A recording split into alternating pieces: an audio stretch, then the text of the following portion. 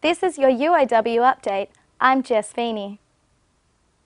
The student amenities fee is still a hot topic as students and staff finished negotiating the allocation of the money.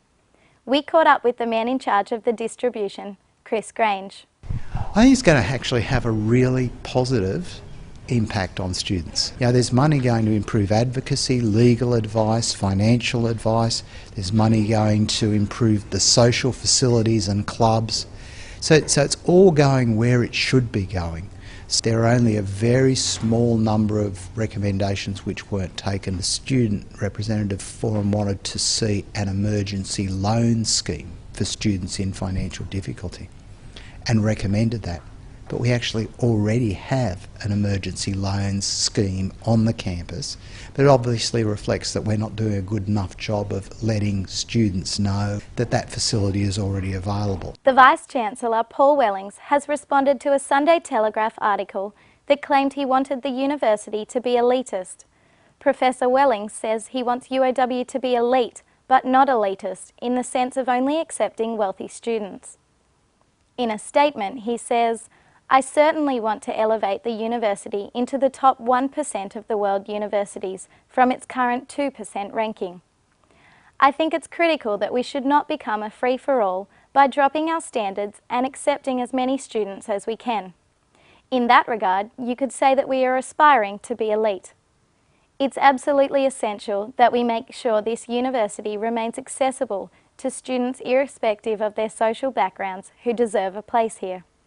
Hence the vital need to maintain scholarships and the like." And of course, we were keen to gauge student reaction. But Australia doesn't really have any hugely elite unis. Like England and America have the obvious ones, but Australia doesn't, so maybe it would be a good thing to have one that was really high up there. I didn't get an ATAR of 95, I got 78.9, I'll just say it on camera, which was enough to get my course. But I don't think I would be here, and I think there are many people that will go on to do great things that wouldn't be here and wouldn't have opportunities to go to other unis because it's just too far. The Australian Association for the Advance of Pacific Studies recently held a conference in Wollongong. Academics have shared their research strategies that aim to help sustain countries in the Pacific. So we've got people here from diverse disciplines trying to exchange ideas about a large number of different countries and societies. It's an area of such great variety of human experiences, of human abilities. It's an exciting place to learn about, but it's also important not just because it's close to Australia and part of our regional environment, but also because studying the region can illuminate some of the things we take for granted in our own society. When you're interested in the Pacific, there are not as many opportunities as there are when you're interested in other parts of the world, and this of course is also particularly interesting because it's an attempt to talk across customary academic disciplines. The Illawarra Institute of Sport played host to almost 1,000 competitors for the 2012 Academy Games. Yeah, we've got a lot of feedback from the competitors to say that they had a fantastic time. The standard of competition was really high, so that was great for a lot of the teams and the individuals involved in those sports. And we were lucky because the weather was just amazing, so in terms of what the event offered, the athletes had a fantastic time. And we will change a few things and make some improvements. In terms of sport, we've got 7 sports on board at the moment, so we'll be reviewing each of those sports, and we will look in the next 6 months to see what other opportunities there are to bring on different sports for the next year and beyond that. The Illawarra will secure the Games for the next 2 years. The Faculty of Creative Arts' new artist-in-residence, Vicki Smith, is here to share her art practices with students.